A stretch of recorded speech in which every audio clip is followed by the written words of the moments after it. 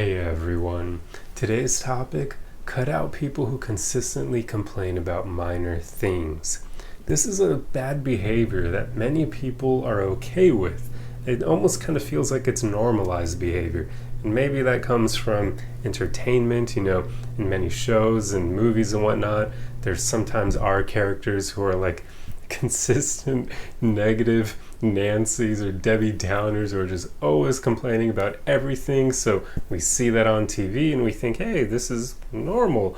Or maybe it's because the news is constantly only showing negative things, so they're normalizing that behavior themselves. And yeah, I don't know. There are many depictions that we see almost on a daily basis where someone is complaining to someone else, and it's normal, especially in like sitcoms and whatnot that show like a family unit, and they'll often have either the wife or the husband complaining all the time, nagging the other one, and they make it seem like that's normal relationship behavior. So basically, this behavior is somewhat normalized, but it's not something any of us should put up with. You should not surround yourself with people who consistently complain about minor things and are just constant negative Nancy's.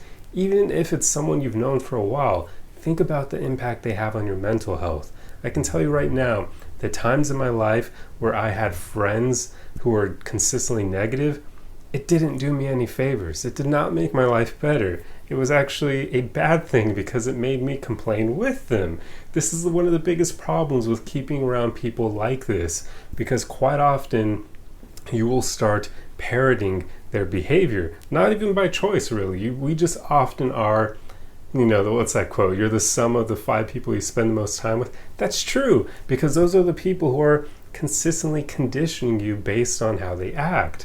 It's not even something that happens consciously, but it naturally happens. We are going to be most like the people we spend the most time around, even if that's content that you're consuming. If you're consistently watching comedians, you will probably become funnier over time because you're constantly around funny people. Even if it's not in person, even if you're just consuming that content, it will rub off on you. If you're constantly consuming content of negative Nancy's, you will become more negative over time. But of course, the actual friends you have in real life that you see in person, they will have a huge impact on you, especially because in that case, you're literally spending time with them physically. So of course, the mannerisms they have and the way they interact and behave, that will rub off on you over time. So just make sure you do not tolerate having people like this in your life. I wouldn't call them bad people because they're probably not necessarily bad, but they're not good influences on you, that's for sure. So let's call them negative influencers, right? You do not want to have people like this in your life.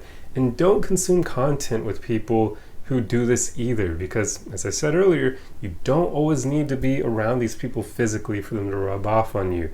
If you are always interacting with content, consuming content that is like this, it will have an impact on you. So yeah, just strive to cut out people like this from your life, and do not tolerate content like this online. I mean, all these algorithms out there on social media, they will consistently show you things that you engage with and find interesting. But, that's how you can become molded over time. That's how you can become conditioned, because the algorithm will just keep showing you the same stuff over and over again. This is why it's so easy nowadays for people to become incredibly politically polarized, because if they're consuming political content on YouTube or Facebook or TikTok or whatever, the algorithm will be like, oh, you like political content and you like conservative or liberal content. Let me show more and more of that to you. So then these people get so incredibly engrossed in these echo chambers, and they just become really radicalized with their ridiculous beliefs. And it's because the algorithm is showing them all this crap related to the content they seem to enjoy. So make sure you understand how the algorithms work this way, and do not consume content that is a negative influence on you like that. So yeah, that's kind of a topic for another video, I realize, but I just wanted to tie that in here because so many people make the mistake of only thinking that quote about like the 5 people you spend most time with, they only think of that in like a physical, literal sense. But it is not just physical people you spend time with.